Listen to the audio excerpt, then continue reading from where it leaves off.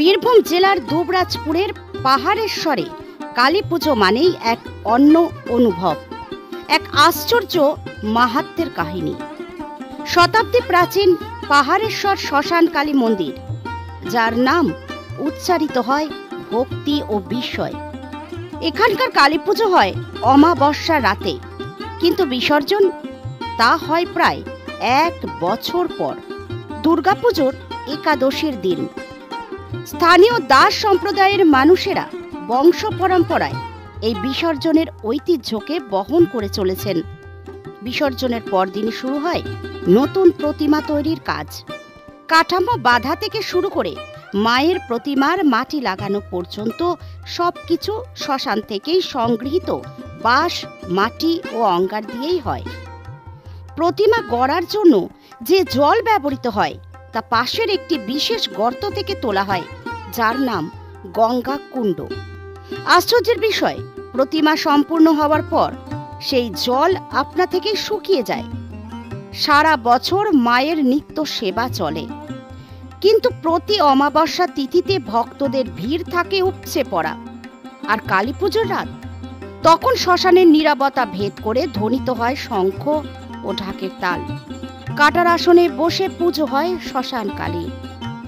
বর্তমান সেবায়িত তন্ময় দাস জানান, শতাধিক বছরের এই ঐতিহ্য তাদের পরিবারের গর্ব।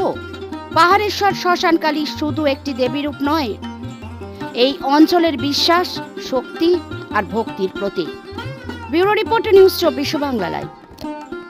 শতাব্দী প্রাচীন শ্মশান কালী মন্দির, এই মন্দির বংশ পরম্পরায় আমরা পুজো করে আসছি এবং এই মন্দিরে বিশেষত্ব হচ্ছে যে এই মূর্তি আমরাই তৈরি করি, আমরাই পুজো করি।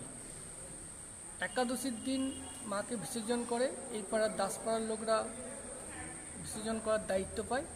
দ্বাদশীর দিন কাঠামো ঠিক করে ত্রয়োদশীর দিন নিয়ম করে মাকে মাটি ঠেকানো হয়।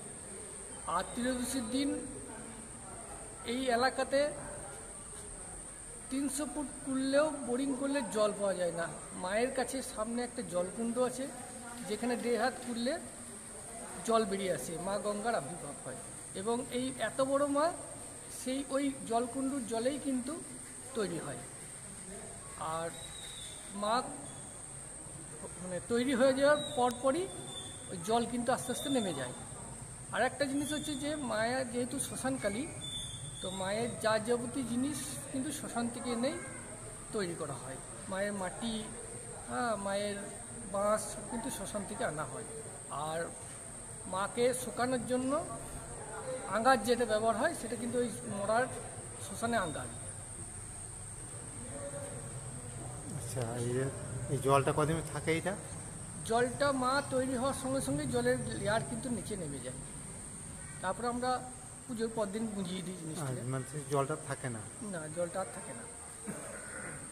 মোটামুটি এটা আমাদের কালী পুজোর আগের দিন ফিনিশিং হয়ে যাবে।